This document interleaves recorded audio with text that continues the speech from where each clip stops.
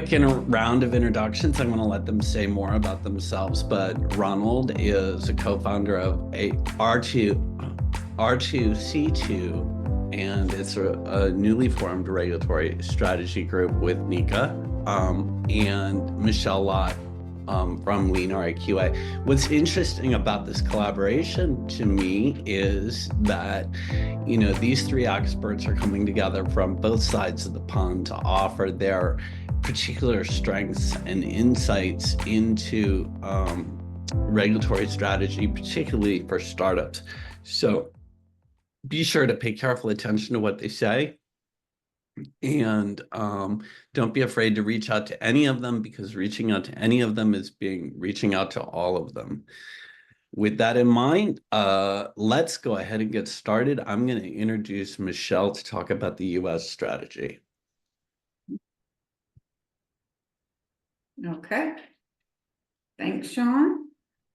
So in this masterclass, we're going to go through the CE certification process versus the FDA strategy. I'm going to speak a little bit to the FDA strategy, and then Ronald's going to hop in and talk about the kind of current state of the CE certification. And then we're going to keep both of our presentations rather brief and hope to spend most of the time answering your questions at the end.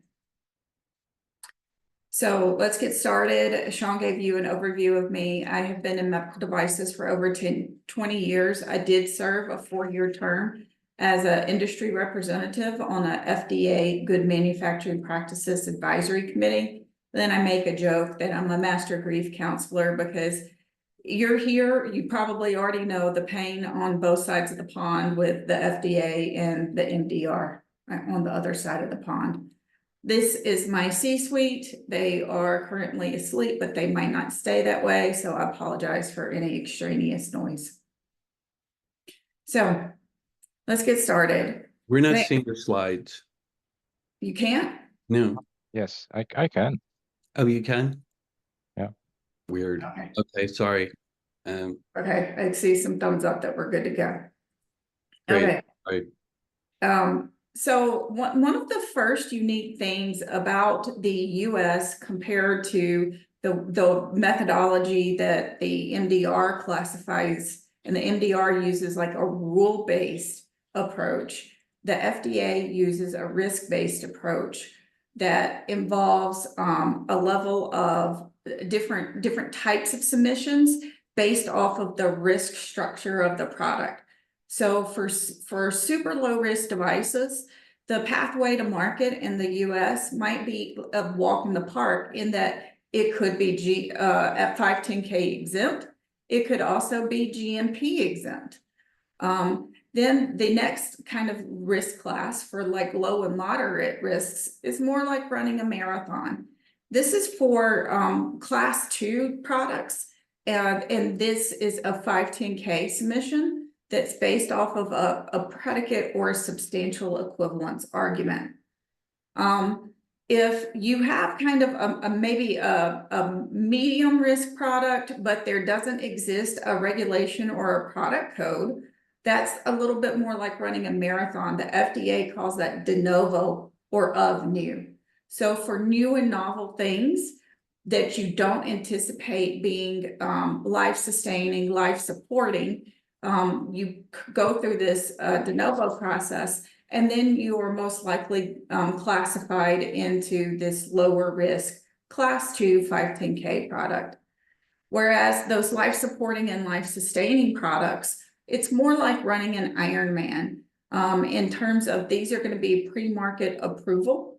They're going to require standalone safety and efficacy data, and a lot of animal and clinical trials as well.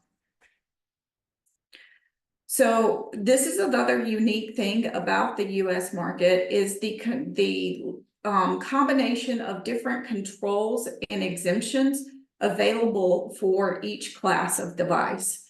And it's unique because you may have some exemptions in the US. For example, class 1 products are usually exempt from design controls. However, not even self-certified products in the EU are exempt from design controls. So what this means is not only can the type of submission and the level of information involved vary compared to the EU, but also the content of your quality management system. So if we look at how in the EU these types of submissions compare, the methodology of creating an argument for a successful 510K is based off of something called substantial equivalence, and it's a comparison to a predicate or an already legally marketed device that has an existing regulation and product code. Now, substantially equivalent doesn't mean it has to be identical. It just means that in terms of intended use and technology, it has to be similar enough that it's not raising new questions of safety and efficacy. But if you don't have enough similarities where you can make a substantially equivalent argument and you don't fall into an existing regulation, that means that you are new and novel, but you're moderate risk. So you go for this de novo process in hopes of classification into a class 2 510K for future products. Whereas again, that PMA, pre-market approval, has to have standalone scientific validity of safety and efficacy. In terms of length and kind of effort, you know, you're ranging 1,500 plus pages, 1,500 for maybe a simpler type of product for a 510K. Whereas you're in the range of about 4,000 pages for a de novo, and PMAs are back when in the days we used to print these are the equivalent of 30 plus 3-inch ring binders. Another unique thing about the way the FDA processes submissions compared to the EU notified bodies is that the FDA has clock days that and metrics that they're measured internally on. So for a 510K, those clock days are 90 days. However, roughly the average 510K takes about 200 days once you go through your additional information request and responses with the agency. Whereas de novos and PMAs, the clocks are 180 days for de novo, average of 400 days. PMAs, the average is about 800 days. For pre-market approval, generally 510Ks and de novos don't have to have an inspection before you can market your products. PMAs require a pre-approval inspection. And again, compare and contrast, anything besides the self-certified products in the EU are going to require the notified body for both your quality management system and your submission technical file content. The user fees is another area where it varies greatly from the EU. These are fixed for the type of submission that you have to do. And if you qualify as a small business, which means you're less than $100 million in revenue a year, you also qualify for a discount on these fees. And it's important to note the terminology that goes with each. So for a 510K, you can say you have market clearance. De novo market clearance are granted. And only can you say FDA approval if you've gone through the PMA process. So some advantages of going to the US market first compared to the EU market. So in the US, the FDA is the only agency involved in reviewing and approving or clearing products. So there overall is more consistency than the notified bodies. We're up to, I believe, over 40, nearly 50 notified bodies now. These are independent for-profit organizations that are designated by different government bodies, but they are not government bodies in and of themselves, and each one of them has different interpretations. Also, once they provide a CE mark for your product, they become the defenders and responsible for your technical documentation in front of the national competent authorities or the equivalent of their in-country FDAs. So the problem here is that each country in the European Union could have one, if not more, competent authorities that these notified bodies must interface with. So you can see how the number of both agencies that are giving the approval for your product and the number of government agencies that they have to answer to kind of grows exponentially from the number and type of interactions that you could expect with the FDA. So what's happened recently with the MDR is that we've seen a shift in go-to-market strategy, especially for startups that may have new or novel products. It used to be that the US had a reputation for requiring strenuous clinical studies, and the EU had a reputation of ease of entry. But with the advent of the MDR, these paradigms have totally shifted the time and cost that it takes to enter each. So if we look at those shifts in communication and budget, we see that the FDA offers many types of free interactions pre-FDA submission. These are great ways of getting FDA's input and feedback on your technology. They even have special programs to facilitate faster access and more collaboration with the agency. And then they have also low fee programs for you to get written confirmation of your classification and regulation.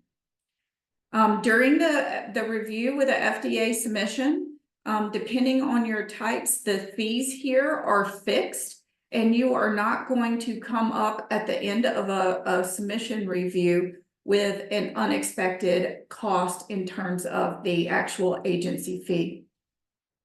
Whereas if we look at from the notified body review, there really is no such thing as a free pre-review or interaction to find out where your notified body may stand on your particular technology or testing theories.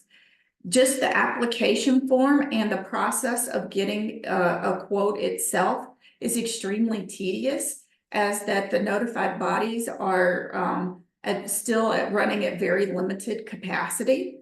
And just the application process alone, I've heard from different notified bodies, can take 6 to 9 months. The fees here are not fixed. You can go up to, they try to cap it at 3 rounds. I know a client that pulled out of a EU CE mark assessment early in the MDR process because they had hit over $100,000 in notified body fees alone, and they didn't feel like there was any end in sight. So you just have to know that going in, that there's not going to be a fixed time or a goal time or cost. FDA also has the small business designation that can save you 50 to 75%, depending on the type of submission that you're going for. In terms of that difference that I discussed about the pre-submission, this is a really powerful tool to be able to ask FDA specific questions related to your regulatory process and your technology. It gives you a snapshot of FDA's current thinking on their product. And current thinking could mean other things that are under review but might not be cleared yet, so you don't have visibility to things in the pipeline that might be coming. It could be maybe guidance documents that are in draft or being discussed internally in the FDA that you also might not have visibility to. That FDA will tell you more than is publicly available about your product. These are especially important if you have anything that is first of its kind or novel. And best of all, again, they are free. Other types of pre-submissions that are advantageous are the breakthrough and the safer technologies program with the FDA. These are different types of pre-submissions where you make a case where in the breakthrough your product is more effective than a more effective treatment of specifically life-threatening or irreversibly debilitating diseases. Whereas in the STEP program, you make a case that your devices are just reasonably expected to significantly improve the safety and availability of treatments. But these conditions are less serious than those that are eligible for the breakthrough.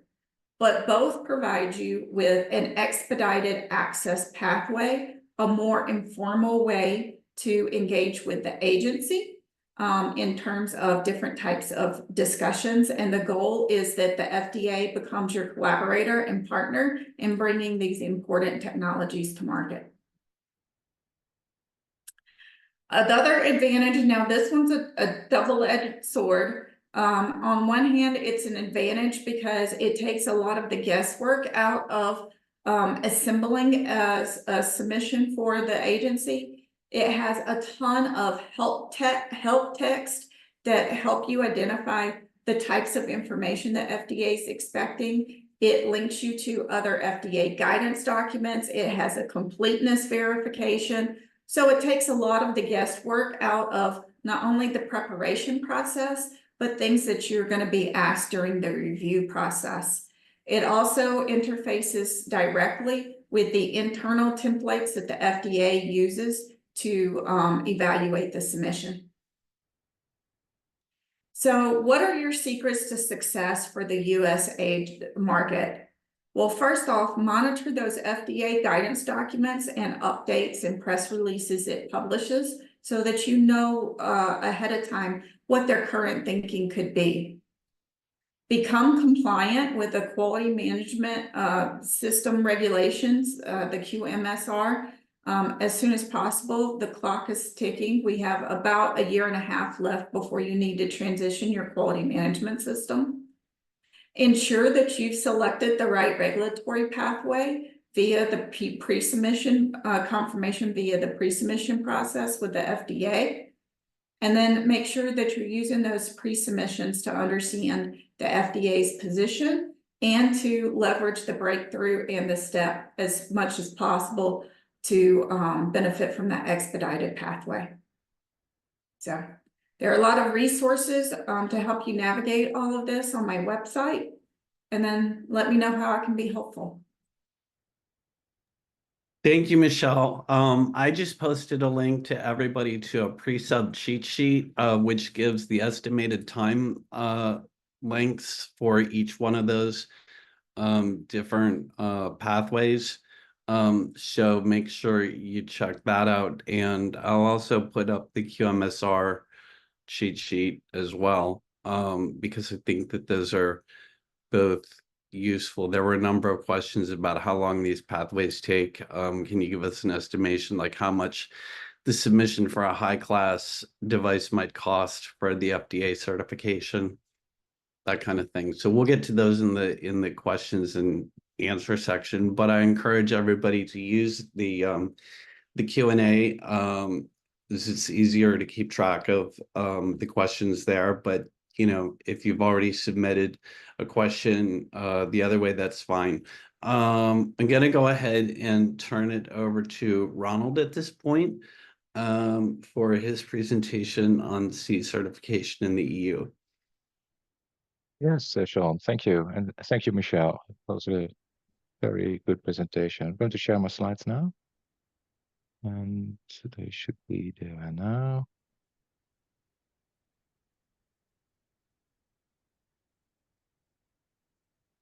Right. Okay, so I'm going to talk about startup and the importance of an efficient regulatory and clinical strategy. And I think you need to understand that you need to have a good understanding of both strategies and what they can do for a startup. But first, something about myself. I've worked with medical devices since 1987.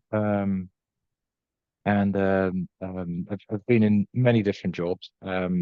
Two are very important for my career. I've worked 11 years as a senior inspector for the Dutch Food and Authority, where I was responsible for the southern half of the Netherlands regarding manufacturing, authorized representation, import, distribution, and use of medical devices, so the whole chain.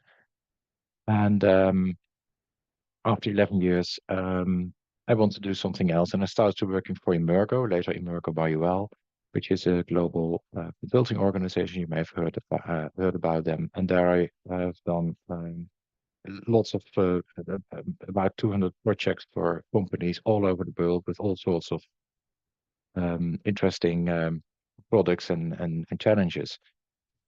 Since 2022, I have my own strategic consulting organization, and I provide PRC services. And last year, I was one of the co-founders of AR2C2. I have a motto: good pilot can land a plane in a storm, an absent pilot knows how to fly around bad weather. So if you see me frown, see that as a warning. So if I start working with a startup, one of my first questions is always, what is your exit strategy? Because no startup remains a startup forever. And there are different ways of ending that status. One is autonomous growth. I mean, Facebook, Google, they did that, right? They started somewhere in a garage and grew, and Apple and what have you, for acquisition, and that happens much more often. And the third version, ending the attempt, of course, that's not why you started, but it also happens. Now, you need to understand. So let's focus on the top two of them. So if we talk about autonomous growth, that takes a lot of time and investment, and that means that you need to justify that long way around. Okay, acquisition, that usually creates a faster return on investment, but you need to do something there. And if you want to sell in an acquisition, you need to show value. So what's the value of a startup? Well, it's the assets and a promise. Now, the assets of the most startups, that's a fast dwindling bank account and some very cheap laptops usually. That's it. And but the promise, that's interesting. The promise is something that's going to happen in the future, and that's where investors will pay money for. So what's the value of your startup? How do you do that? How do you measure that? So you have a promise, and the promise is the commercial potential of your product multiplied by market access. No market, it doesn't matter how commercial and interesting it is. If you don't have market access, it's zero, and vice versa. I mean, beautiful market access, but no commercial potential, still, promise is not there. So how do you demonstrate your commercial potential? You need to sell your product. Basically, that's it. Sell your product for real. Patients, have physicians involved, and in a competitive market. So against other alternatives, you need to do that. Now, if you do that, if you want to show commercial potential, if you do it in the US, we would do it there, and you do a pretty good job, you manage to get maybe 0.1% of the market. Well, will that be noticed? It's a bloody good result because the US market is big. But if you go to a very small market in let's say Europe, like Ireland, Denmark, the Netherlands, and you have a 5% market share in terms of turnover, it's nothing, but it shows that you can push out other products, you can push out competitors. So demonstrating commercial potential is not about cents, it's about percents, right? And that's what you need to aim for. So market access is the other component, and that's the ability to demonstrate to authorities the device is sufficiently safe and effective. Otherwise, they will not allow you to expose their citizens to your product. So they each have their own, all these markets have their own specific level of scrutiny. And in Europe, MDR, IVDR, they're currently the toughest, considered to be the toughest in the world. So while FDA is, well, easier, slightly easier. Well, not always, not everywhere, but there are some ways to get it easier done in the US. If you look at notified body certification, notified bodies, they audit quality management system, they review technical documentation, and if they get it wrong, they face serious claims of or even prosecution. We've seen this with the PIP breast implant case. The notified body that was involved in it is still struggling with court cases. And it means that notified bodies will be tough to pass. They just don't want to have another problem there. So yeah, they will be tough to pass. But that means if you go to Europe, if you make it there, you can make it anywhere, right? And to abuse another famous quote, you go to Europe not because it's easy, but because it's difficult. And that's something that I want to give you. That if you do that, you can achieve a lot value, add a lot value to the promise of your startup. So if you talk about regulatory strategy, you need to make sure that you understand what is your product. Is it a medical device or is it something else? Is it an IVD? Whatever, right? Then, if it is a medical device, what is it? Is it just a single device or a multi-component device? Is it a system, a combination of devices, or what? And how do you how are you going to manage the certification? I've seen companies getting into all sorts of problems because they got it wrong. Although it is a crucial step you need to do very early in your process. But it's a software involved, right? Now, if you say, well, that's not important for people to make a drug. Well, a drug will be administered, right? So think about the devices involved, and not only from a regulatory perspective, but also commercial. There can be some commercially interesting aspects to that. Now, and only then you can start thinking about the route to compliance. You can start developing that. So there's a lot you need to do very early on in that process. And I think you need to do that well before your design freeze, because after the design freeze, it's very difficult to change characteristics of your device if you think it would be more efficient to do it slightly different. So start early on and make sure that you have a bloody good regulatory strategy discussion. Now, your clinical strategy. That's about demonstration of safety and clinical performance. Of course, it's part of your regulatory strategy. And for innovative devices in general, clinical investigations are necessary. And if you are going to do a clinical investigation, what are you going to demonstrate? It's non-inferiority or superiority. Both have their pros and cons.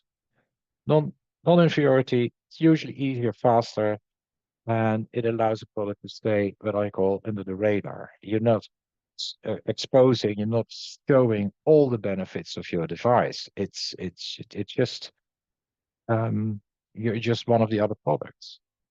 Superiority, well, you can push existing technology into the market. Earlier today, I had a call with a company, and they have something that could be very disruptive, and we had to warn them, please make sure you stay under the radar until you're strong enough to have to survive some beating up by those larger corporations that you might be a threat to. And that's something to keep in mind. So all there is a strategy. Now, you can combine that, your clinical strategy and your commercial potential, because clinicians will be involved in investigation, and the hospitals involved can be potential customers. And the clinicians involved may turn into ambassadors of your technology. So carefully select those. And if you want to start selling in, let's say, Denmark, don't do your study in Italy, right? Do it in Denmark. So you have to think all that whole process. So what's your commercial potential? Well, physicians, prospect patient, your reimbursement strategy. Let's set all of that is very important to build your commercial potential. And it means that you need to have a study that addresses all these aspects. So if you want to do it efficiently, make sure your study design covers everything there. Now, market access. If you're not based in the EU and you want to go to the EU, you need an authorized representative, you need an importer, you need a legal representative if you want to do a clinical investigation. And well, AR2C2 can help with all those things, but there are also other companies that provide similar services. Don't worry about that. Also very important, your perfect patients. That's something you need to understand. So if you have your product, it is allowed on the market. Just don't throw your device at physicians and hope for the best. They will probably expose it to their most desperate patients, because that's where they start with. Instead, you should specify for that first generation of users a sharp profile of that patient, where they will be successful. And once they see that the product is successful, the device works, and it does what they expect, or even better, they will use it on other patients, and they will see, and maybe even those desperate patients, and they know they are desperate patients, and they know that they may not be successful.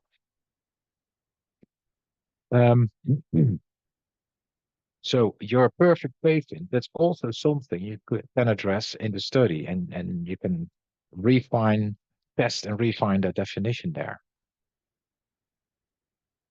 So what do you need to do for the MDR? You need to have a quality management system. You need to have your Annex 1 general safety performance requirements. That's a huge checklist. There are 23 requirements, but actually, if you split them up in all the different levels, there are 197.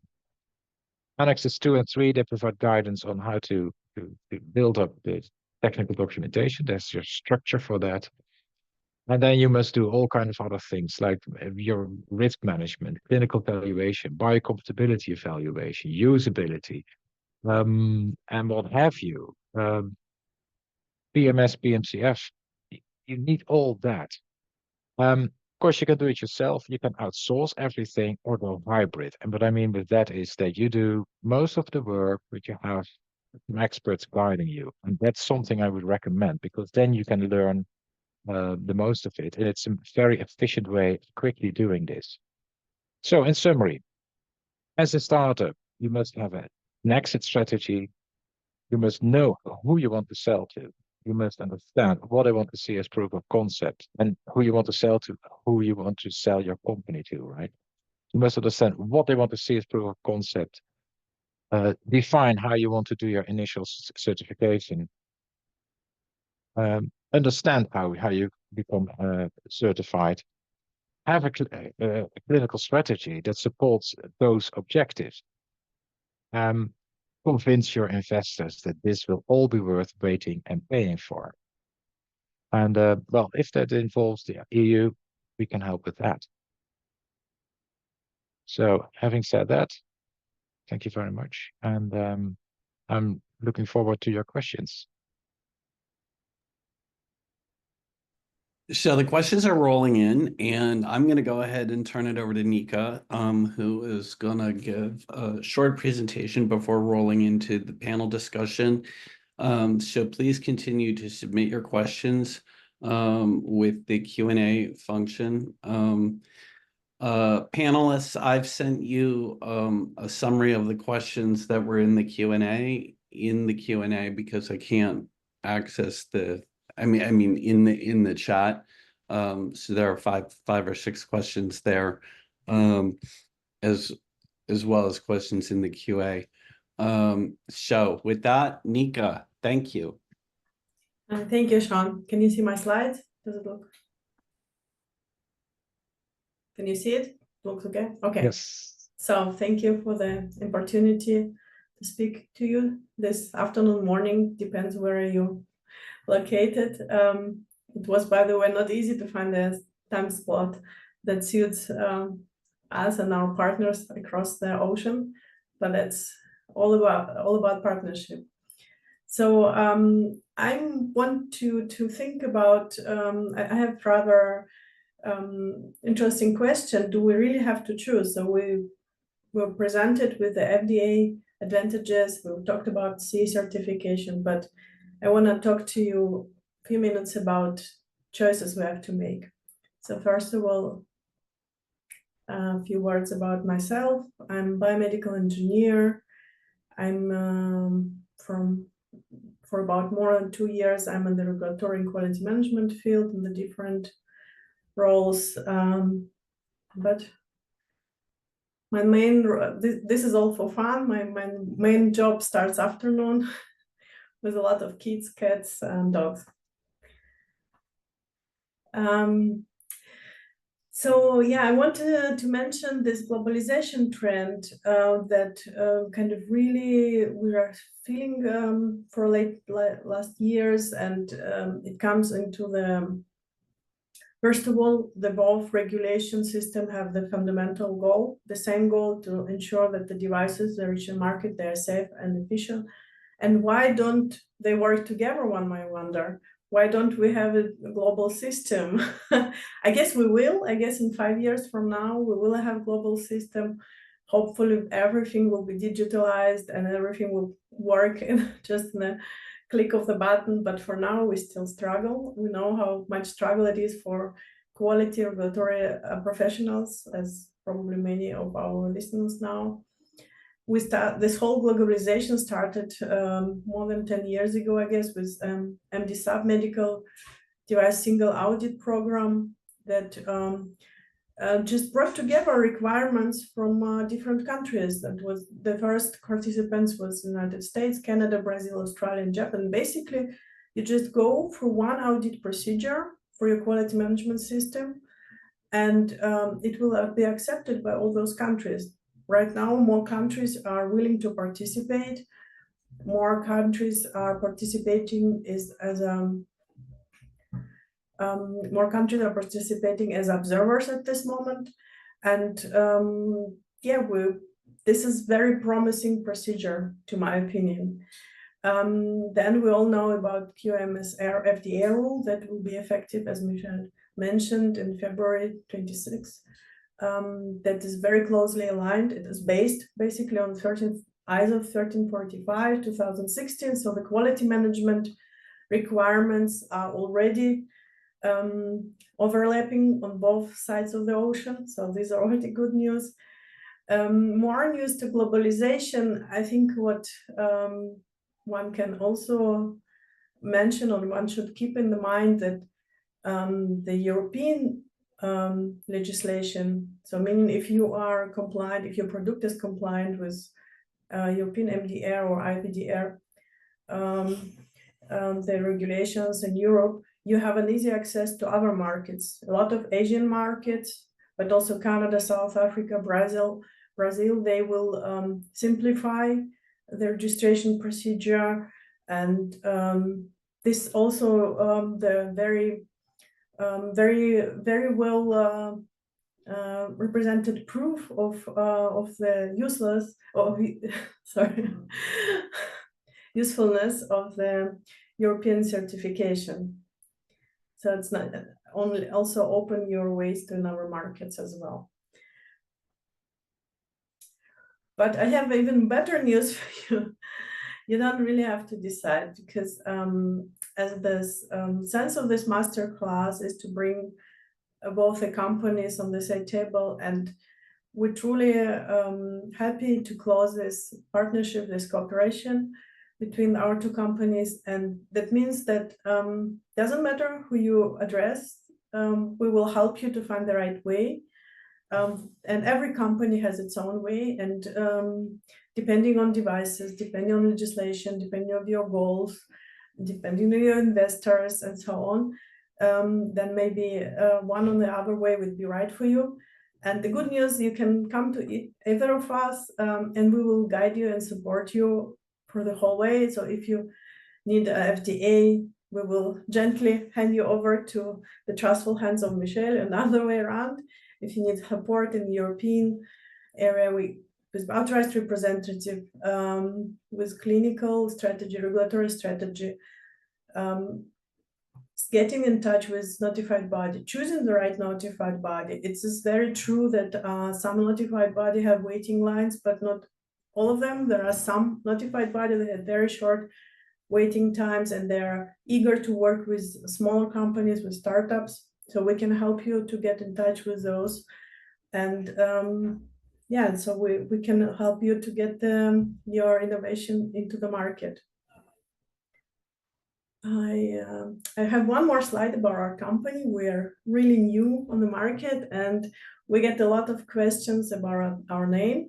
So you have the little cute guy from Star Wars, R2-D2, and this was kind of inspiration for us to choose our name, R2C2, Authorized Representative and Clinical Strategy 2.0.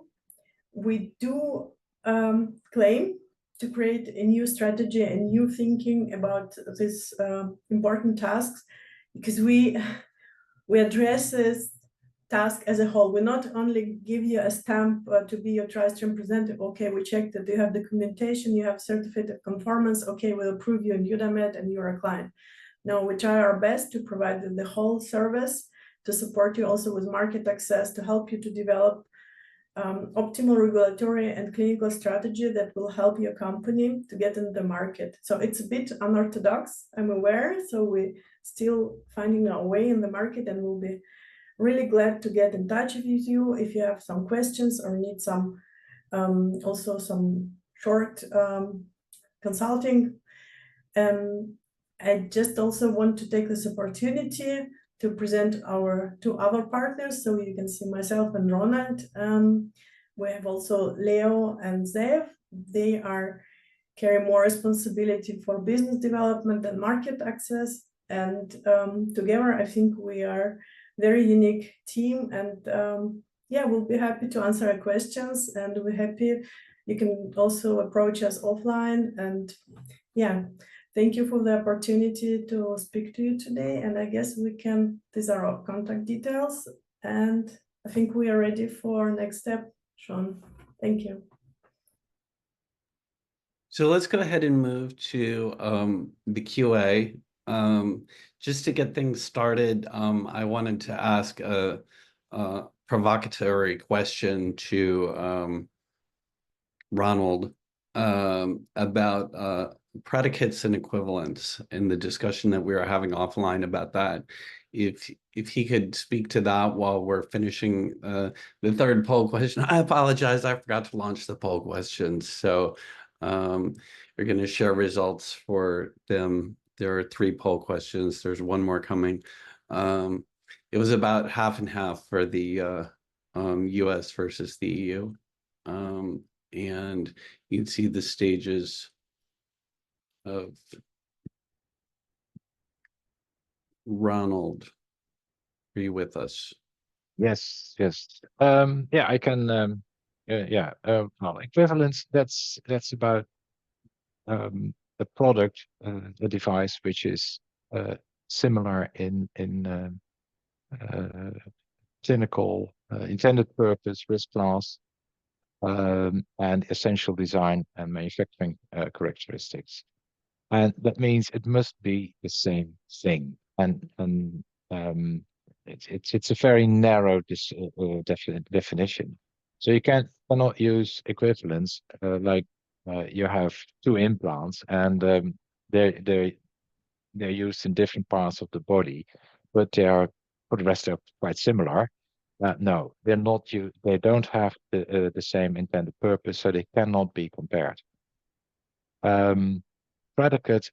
I've seen predicate devices where I thought, okay, yeah, that's more or less looks a bit the same with some using my free spirit. I can see some similarity, but and yeah, it's a different way of thinking. So at the moment you go to Europe, and I recommend all documents to do a very careful search function for the word predicate and remove it, because at the moment a notified body reviewer sees that, they get an allergic reaction, which is quite fatal, not to them, but for your technical documentation.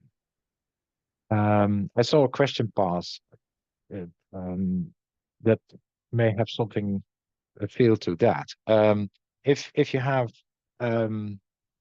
let's say access to the US market, like the 510K, does it help for MDR? To some level, because you may have done a lot of work already. You may have a lot of underlying reports and test reports and those things. But with regulations, what I use as a rule is that if regulations are not 100% the same, please consider them 100% different. Avoid copying and pasting unless you're absolutely certain you can do that. Basically, if there's a difference, you need to set up the whole technical documentation from the start. Sorry for that, but that's yeah, that's how it works. Because otherwise, you may have the little errors, little things that slip in that you overlook. But the notified body reviewer will not overlook that. Any other questions? Yeah, so then it says, hi, Ronald, could you take on the pros and cons of conformity assessment via Annex 9 versus Annex 11 for a Class 2A device? Ooh. Yeah, Stop. well, Right. I'll give you the short answer. Annex 9 is about your quality management system. So it looks at the quality management system and it singles and it selects a few of your devices as a test if your quality management system is such that it results in good quality products of which the conformity assessment documentation is correct. So that's Annex 9. If you have only one product, like a startup, then the sampling is very simple. Then it's just that one product, and you're not benefiting from the main thing in Annex 9. Annex 10 is about product verification, and that very often works very well if you have huge installations and you're only selling one or two products, right? Then you're looking at those single products, and that helps. It's a completely different process. If you are working as a startup and you want to sell your company, there must be some growth in it. I strongly recommend go for Annex 9 because that allows for a lot of growth in your product. Annex 10 it's really an odd one out. I think less than 1% of the product will have Annex 11 or Annex 10. It's a very rare thing, and especially Class 2A, go for Annex 9. You're making your life a lot easier, and you're creating a future for your company and your devices. There are a lot of questions here. Well, one of them that was answered in our Path to Market Summit more extensively, and I'll include the link to that, is what about UK legislation? Okay. Yeah, and then I think Michelle has got a question. Come on. No, the UK, that's in the UK you have UK CE marking, and they want to promote that. However, with other products, the British government has said, well, okay, we're not going to make it mandatory. If you want to apply UK CE marking, that's fine, but we also accept CE marking. Valid CE marking, that is. For medical devices, they keep it the same. And for now, they are opening up their market for UKCA, of course. Yeah, you can go there to do that. But you can also use CE, and they also want to have open the door for FDA approved products, and 510K and what have you. That last step, they're still thinking about it because it has a lot of consequences if you have different devices. I mean, there's no FDA stamp on the product. So you have products without a stamp in the UK.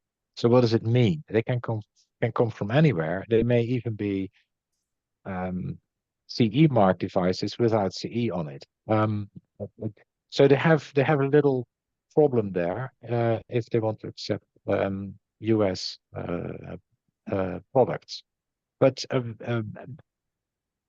so from that perspective, the UK is still not still working on developing this and developing the full understanding. For now, I think just focus on CE if you want to go to Europe. Forget about UKCA. That's not going to fly for the US for the UK because they don't have the notified body or the UK body capacity to do it, and it will add costs, and so the patient will have to pay for it.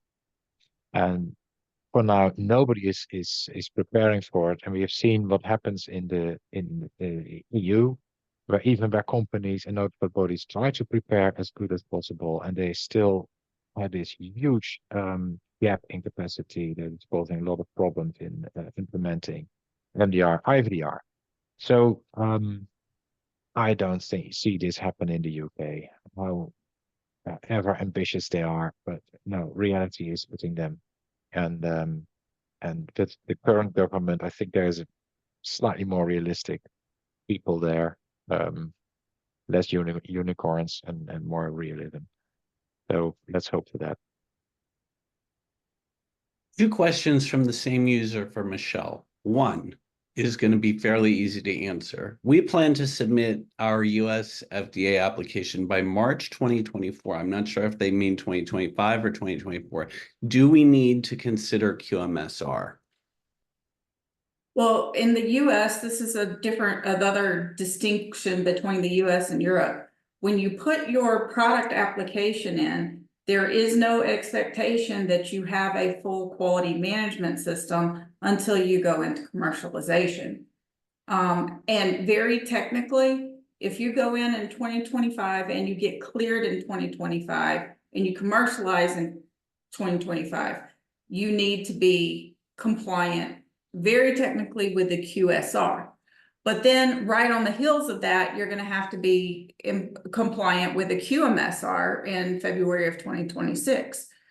You know, and then given that the average 510K review time is 200 days, I feel like it would behoove you to go into compliance with QMSR because you're not out of compliance with QSR by being in compliance with QMSR, but you are out of compliance with QMSR if you're only compliant with QSR.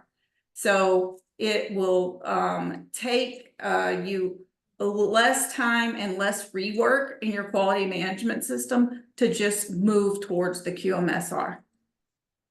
Thank you. And the same user asks, usability studies, are studies done in Europe acceptable to the US FDA? And I'm going to flip that question to Ronald in the reverse, which is studies done in the US acceptable in Europe? So I will tell you this, if you are planning on doing any type of study, be it usability or clinical or animal, I would get the buy-in from the FDA. Well, even if you're going to do it in the US, all those studies are so particular and so expensive that you need to put those protocols through the FDA in a pre-submission, get their feedback, get their buy-in.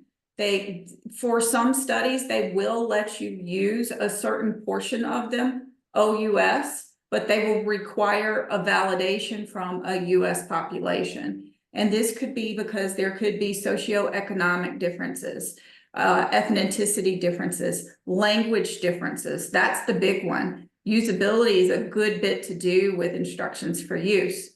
And your instructions for use, they want to see that you have a native English speaking population that you have tested the product on. So those are some considerations from using those in the US. Interesting.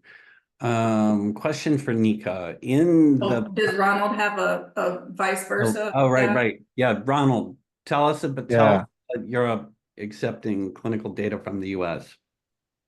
Yeah, well, usability data and clinical data. Of course, if you have a non-European population, you need to justify that you can extrapolate those data for Europe. And And that can be done. You can do all kinds of studies anywhere in the world as long as you can justify extrapolation for the European population.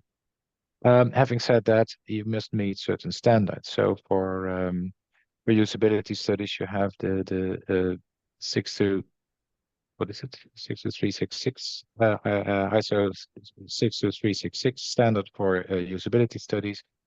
And for clinical investigations, ISO 14155 about study ethics. Those are just essentials that you need to comply with. If you don't have that, you have a problem.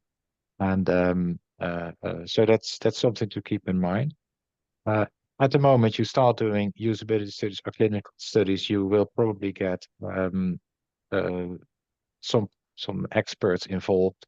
Just ask them if there are any issues if you want to use them in Europe, the data, and that they keep that in mind, and or vice versa. So at the moment you do that, be very efficient and just say, yeah, we want it for both markets. That's what I would recommend. And if they're good experts, they know exactly what they should be doing then. Fantastic. Moving to Nika, this question. In the past, Saudi FDA accepted US FDA to facilitate faster market access. In Nika's presentation, we can see that EU MDR has a similar effect for the Saudi market. Is that the same for IVDR devices? I'm going to venture to guess yes, but I'm going to let you. I think it's really hard to be very detailed without knowing the specific cases. I think they do have gradation based on the risk class, but it's definitely the same. The same MDR and IVDR are considered the same level of legislation, so that's opens the door in the same way. Thank you very much. Question for any or all of you. How realistic is changing the notified body in the middle of the MDR certification due to extremely slow and disappointing process? Is it worth considering? Yeah, if I'm already there, I just want my thoughts on that. It's a lot of communication issues where people communicating with people. So I would suggest really we can gladly look together into this. I encourage this person to get in touch with us personally. I would love to speak about it. It's very often the case that auditors are expecting something that they don't communicate maybe very well, or the clients don't understand, the manufacturer don't really understand what they want from them, and then they don't provide it, and so it's goes too slow. But it can be definitely currently, as Michelle also mentioned, some notified body are overloaded. So technically it's possible. We need to see into this. Important is that there are no unclosed issues, no CAPAs, no open audit findings that can prevent it. That might be tricky, but technically, if you will clean and then just want to switch your notified body for the next cycle, this is very manageable. But you need to see each case, what exactly happened there. Is there something we can fix? Is there something that they just didn't receive the answer they were looking for? Because we had cases like this. Yeah. They have to report it if you're going to withdraw from an active review with a notified body. That notified body has to report it to the competent authority that you withdrew that application. Then you have to explain to the next notified body why you withdrew, and it can't just be because I didn't like where it was going. I didn't like the information request I was getting. And so then you could make a bigger mess for yourself, right? Sounds ugly. You have to it's all about it's all about communication. I like to be in the process of selecting the notified body, because then I can really guide a company through it, and that usually helps to smooth out a lot of things. But I've been called in with processes that got stuck, and it sometimes comes down to what Nika said. Somewhere there is a problem in the communication, and people get dug into what they think is right. And yeah, takes a bit of time, but in general, notified bodies don't like it if someone starts complaining. So if you can put the exact right amount of pressure and exactly the right people, you can also make them move. But that's a very delicate process. I would say don't try it at home. But again, it's doable. You might need another extra audit in your cycle, but it's still doable. But first, try to resolve communication issues, and maybe you just don't understand what they want from you, or they don't understand what you expect from them. So this communication is really critical, and we're happy to support. Fantastic. So there are a lot more questions. We're going to have to follow up individually in show. I want to thank everybody for their time. I want to thank the speakers, especially today, for coming and sharing their knowledge and expertise on these subjects. And I encourage everybody to complete the survey and to reach out to the speakers directly to let them know what you think, because you know what, it's a lot of fun to do these things, but sometimes it's like talking into, you know, an empty box. So don't be shy about sharing your feedback with the speakers. Please. Connect with them on LinkedIn, do what you need to do. You people know how to do this. I want to thank you again, and I hope everybody has a great weekend. Thank you. Thank you so much, Sean, for hosting us. Thank you, guys. Okay, thank you. Bye-bye. Bye-bye.